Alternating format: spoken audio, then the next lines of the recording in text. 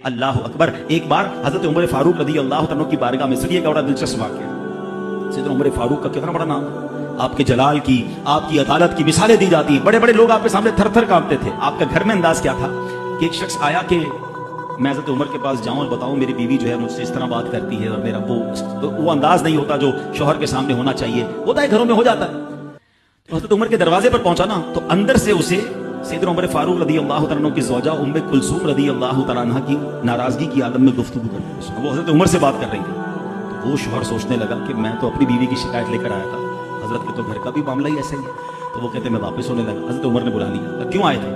तो कहा कि मैं तो हजरत अपनी बीवी की शिकायत करने आया था, मगर मैं आपके दरवाजे पर आया, आपका भी मामला ही ऐसा ही है। तो मैं समझ गया हम दोनों एक ही मामले में ही हैं। अब हजरत उमर ने जो उनकी तरबियत फरमाई ना, आपने फरमाया मेरी बीवी के मुझ पर चंद राइट्स हैं, चंद हुकूक हैं, मुझे इससे चंद फायदे हासिल होते हैं जिसकी बिना पर मैं इससे दरगुजर करता हूँ। पहला ये कि ये मेरे लिए जहन्नम की आड़ है, मेरा दिल इसकी वजह से हराम कामों से बचा रहता है। नंबर दो, जब मैं घर से निकल जाता हूँ ये मेरी खजांची बन जाती है, यानी मेरे माल की निगहबान बन जाती है, मेरी धोबन बन जाती है, मेरे कपड़े धोती है, मेरे बच्चे की परवरिश करती है, मेरे लिए रोटियां और खाने पकाती है। तो वो शख्स कहता है ये सारे फायदे तो मुझे भी अपनी बीवी से हासिल हैं, तो मैं तो कभी दरगुजर से काम नहीं लेता। वो मुझे कहती मैं उससे लड़ना शुरू कर देता हूँ। कहता आज आपकी बात से नसीहत मिल गई, अब मैं अपनी बीवी की छोटी मोटी बातों को मैं भी दरगुजर